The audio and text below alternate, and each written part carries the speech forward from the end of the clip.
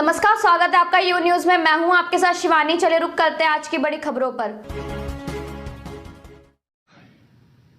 स्थितियां संभली हुई थी और फिर एक कोरोना की दूसरी वेव तूफान बनकर आ गई।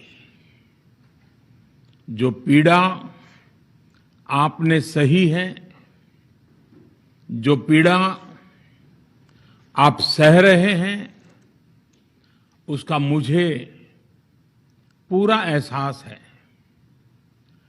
जिन लोगों ने बीते दिनों में अपनों को खोया है, मैं सभी देशवासियों की तरफ से उनके प्रति संवेदनाएं व्यक्त करता हूं। परिवार के एक सदस्य के रूप में मैं आपके दुख में शामिल हूं। चुनौती बड़ी है, लेकिन हमें मिलकर अपने संकल्प, अपने हौसले और तैयारी के साथ इसको पार करना है। साथियों, अपनी बात को विस्तार देने से पहले मैं देश के सभी डॉक्टरों, मेडिकल स्टाफ, पैरामेडिकल स्टाफ, हमारे सभी सफाई कर्मचारी भाई बहन, हमारे एम्बुलेंस के ड्राइवर्स, हमारे सुरक्षा बल, पुलिसकर्मी, सभी की सराहना करूंगा। आपने कोरोना की पहली वेव में भी अपना जीवन दांव पर लगाकर लोगों को बचाया था। आज आप फिर इस संकट में अपने परिवार, अपने सुख, अपनी चिंता छोड़कर दूसरों का जीवन बचाने में दिन रात जुटे हुए हैं। साथियों, हमारे शास्त्रों में कहा गया है, त्याज्यम न धैर्यम विदुरभी काले। अपने परिवार, अपने सुख, कठिन समय में भी हमें धैर्य नहीं खोना चाहिए। किसी भी परिस्थिति से निपटने के लिए हम सही निर्णय लें, सही दिशा में प्रयास करें, तभी हम विजय हासिल कर सकते हैं। इसी मंत्र को सामने रखकर आज देश दिन रात काम कर रहा है। बीते कुछ दिनों में जो फैसले लिए गए हैं, जो कदम उठाए गए हैं, वो स्थिति को तेजी से सुधारेंगे। इस बार कोरोना संकट में देश के अनेक हिस्से में ऑक्सीजन की डिमांड बहुत ज्यादा बढ़ी है। इस विषय पर तेजी से और पूरी संवेदनशीलता के साथ काम किया जा रहा है। केंद्र सरकार, राज्य सरकारें, प्राइवेट सेक्टर, सभी की पूरी कोशिश है कि हर जरूरतमंद को ऑक्सीजन मिले। ऑक्सीजन प्रोडक्शन और सप्लाई को बढ़ाने के लिए भी कई स्तरों पर उपाय किए जा रहे हैं। राज्यों में नए ऑक्सीजन प्लांट्स हो, 1 लाख नए सिलेंडर पहुंचाने हो, औद्योगिक इकाइयों में इस्तेमाल हो रही ऑक्सीजन का मेडिकल इस्तेमाल हो, ऑक्सीजन रेल हो, हर प्रयास किया जा रहा है।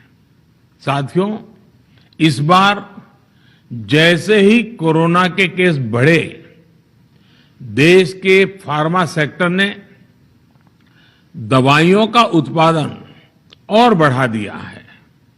आज जनवरी फरवरी की तुलना में देश में कई गुना ज्यादा दवाइयों का प्रोडक्शन हो रहा है। इसे अभी और तेज किया जा रहा है।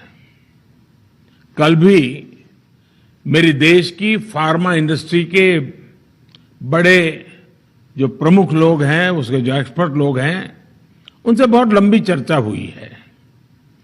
प्रोडक्शन बढ़ाने के लिए हर तरीके से दवाई कंपनियां की मदद ली जा रही है। हम सौभाग्यशाली हैं कि हमारे देश के पास इतना बड़ा मजबूत फार्मा सेक्टर है जो बहुत अच्छी और तेजी से दवाइयां बनाता है। इसके साथ ही अस्पतालों में बेड की संख्या को बढ़ाने का भी काम तेजी से चल रहा है। कुछ शहरों में ज्यादा डिमांड को देखते हुए विशेष और विशाल कोविड हॉस्पिटल बनाए जा रहे हैं। साथियों, पिछले वर्ष जब देश ने कोरोना के कुछ ही मरीज सामने आए थे, उसी समय भारत में कोरोना वायरस के खिलाफ प्रभावी वैक्सीन के लिए काम शुरू कर दिया था। हमारे वैज्ञानिकों ने दिन रात एक करके बहुत कम समय में देशवासियों के लिए वैक्सीन विकसित की है। आज दुनिया की सबसे सस्ती वैक्सीन भारत में है। भारत की कोल्ड चेन व्यवस्था के अनुकूल वैक्सीन हमारे पास है। इस प्रयास में हमारे प्राइवेट सेक्टर ने इनोवेशन और एंटरप्राइज की भावना का बेहतरीन प्रदर्शन किया है। वैक्सीन्स की अप्रूवल्स और रेगुलेटरी प्रोसेसेस को फास्ट ट्रैक पर रखने के साथ ही सभी साइंटिफिक और रेगुलेटरी मदद को बढ़ाया गया है। यह एक टीम एफर्ट है जिसके कारण हमारा Bharat 2 made in India vaccine के साथ दुनिया का सबसे बड़ा टीकाकरण अभियान शुरू कर पाया।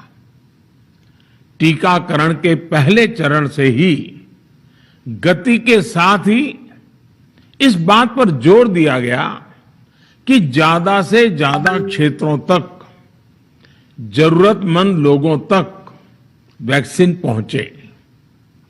दुनिया में सबसे तेजी से भारत में पहले 10 करोड़, फिर 11 करोड़ और अब 12 करोड़ वैक्सीन डोज दिए गए हैं।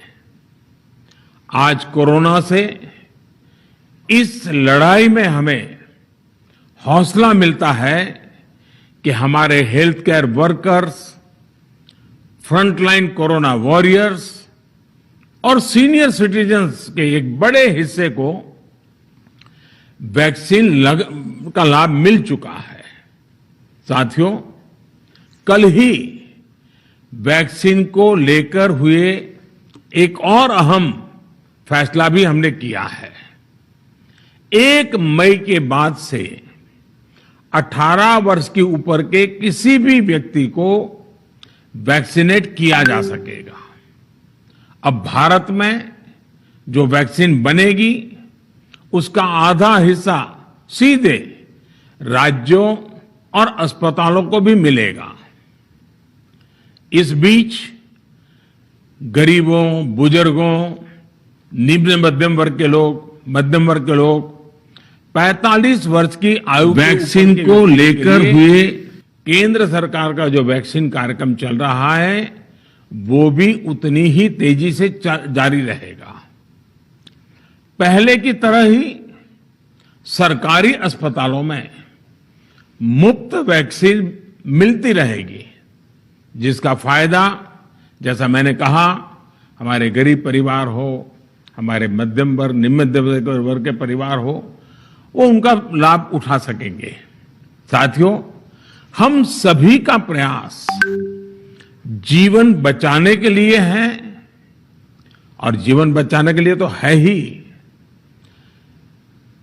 प्रयास से भी ये है कि आर्थिक गतिविधियां और आजीविका कम से कम प्रभावित हो, प्रयास का तरीका यही रखा जाए। वैक्सीनेशन को 18 वर्ष की आयु के ऊपर के लोगों के लिए ओपन करने से शहरों में जो हमारे वर्कफोर्स है उसे तेजी से वैक्सीन उपलब्ध होगी। राज्यों और केंद्र सरकार के प्रयासों से श्रमिकों को भी तेजी से वैक्सीन मिले लगेगी। मेरा राज्य प्रशासन से आग्रह है कि वो श्रमिकों का भरोसा जगाए रखे। उनसे आग्रह करें कि वो जहां है वहीं रहे।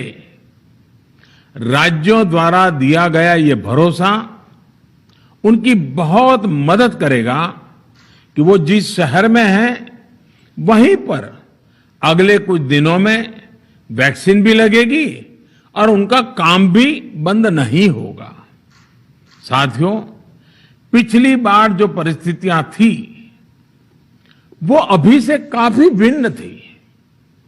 तब हमारे पास इस वैश्विक महामारी से लड़ने के लिए कोरोना स्पेसिफिक मेडिकल इंफ्रास्ट्रक्चर नहीं था। आप याद करिए देश की क्या स्थिति थी। कोरोना टेस्टिंग के लिए पर्याप्त लैब नहीं, पीपीई का कोई प्रोडक्शन नहीं, हमारे पास इस बीमारी के ट्रीटमेंट के लिए कोई खास जानकारी भी नहीं। लेकिन बहुत ही कम समय में हमने इन चीजों में सुधार किया। आज हमारे डॉक्टरों ने कोरोना के इलाज की बहुत ही अच्छी एक्सपर्टीज हासिल कर ली है। वो ज्यादा से ज्यादा जीवन बचा रहे हैं। आज हमारे पास बड़ी मात्रा में पीपीई किट्स हैं, लैब्स का बड़ा नेटवर्क है और हम लोग टेस्टिंग की सुविधा को निरंतर बढ़ा रहे हैं। साथियों, देश ने कोरोना के खिलाफ अब तक बहुत मजबूती से और बहुत धैर्य से लड़ाई लड़ी है। इसका श्रेय आप सभी को, सभी देशवासियों को ही जाता है। अनुशासन और धैर्य के साथ कोरोना से लड़ते हुए आप देश को यहां तक लाए हैं। मुझे विश्वास है जन भागीदारी की ताकत से हम कोरोना के इस तूफान को भी परास्त कर पाएंगे। आज हम अपने चारों ओर देख रहे हैं कि कैसे कई लोग, कई सामाजिक संस्थाएं जरूरतमंदों तक मदद पहुंचाने में दिन रात जुटे हैं। दवाई पहुंचाना हो, खाने या रहने की व्यवस्था करनी हो, लोग पूरे मनोयोग के साथ काम कर रहे हैं। मैं इन सभी के सेवा भाव को आदरपूर्वक नमन करता हूं और देशवासियों से अपील करता हूं कि अधिक से अधिक मात्रा में इस संकट की घड़ी में देशवासी आगे आएं और जरूरतमंदों तक मदद पहुंचाएं। समाज के पुरुषार्थ और सेवा के संकल्प से ही हम ये लड़ाई जीत पाएंगे। मेरा युवा साथियों से अनुरोध है कि वो अपनी सोसाइटी में, मोहल्ले में, अपार्टमेंट्स में छोटी छोटी कमेटियां बनाकर कोविड अनुशासन पालन करवाने में मदद करें। हम ऐसा करेंगे तो सरकारों को न कभी कंटेनमेंट जोन लगाने की जरूरत पड़ेगी, न कर्फ्यू लगाने की जरूरत पड़ेगी और लॉकडाउन का तो सवाल ही नहीं उठता है, आवश्यकता ही नहीं पड़ेगी। स्वच्छता अभियान के समय देश में जागरूकता फैलाने के लिए मेरे बाल मित्रों ने बहुत मदद की थी। छोटे छोटे बालक, 5वीं, 7वीं, 8वीं, 10वीं में पढ़ने वाले, उन्होंने घर के लोगों को समझाया था, मनाया था। उन्होंने बड़ों को भी स्वच्छता का संदेश दिया था। आज मैं फिर अपने बाल मित्रों से एक बात विशेष तौर पर कहना चाहता हूं। मेरे बाल मित्र, घर में ऐसा माहौल बनाइए कि बिना काम, बिना कारण घर के लोग घर से बाहर न निकले। आपकी जीत बहुत बड़ा परिणाम ला सकती है। प्रचार माध्यमों से भी मेरी प्रार्थना है कि ऐसे संकट की घड़ी में वो लोगों को सतर्क और जागरूक करने के लिए जो प्रयास कर रहे हैं उसे और बढ़ाएं। इसके साथ ही इसके लिए भी काम करें कि डर का माहौल कम हो सके, लोग अफवाह और भ्रम में न आए। साथियों, आज की स्थिति में हमें देश को लॉकडाउन से बचाना है। मैं राज्यों से भी अनुरोध करूंगा कि वो लॉकडाउन को अंतिम विकल्प के रूप में ही इस्तेमाल करें। लॉकडाउन से बचने की भरपूर कोशिश करनी है और माइक्रो कंटेनमेंट जोन पर ही ध्यान केंद्रित करना है। हम अपनी अर्थव्यवस्था की सेहत भी सुधारेंगे और देशवासियों की सेहत का भी ध्यान रखेंगे। साथियों, आज नवरात्रि का आखिरी दिन है। कल रामनवमी है और मर्यादा पुरुषोत्तम श्री राम का हम सभी को यही संदेश है कि हम मर्यादाओं का पालन करें।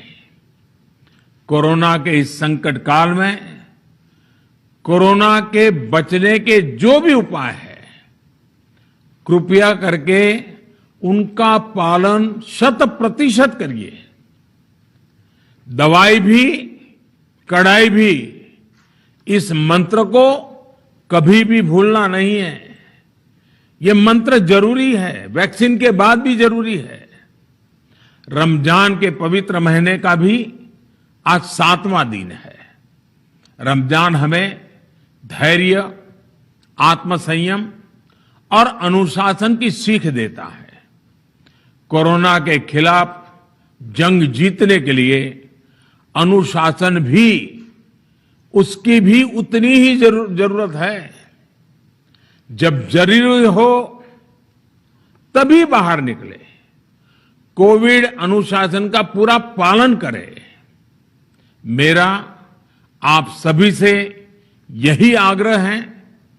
मैं आपको फिर ये भरोसा देता हूं, आपके इस साहस, धैर्य और अनुशासन के साथ जुड़कर आज जो परिस्थितियां हैं उन्हें बदलने में देश कोई कोर कसर नहीं छोड़ेगा।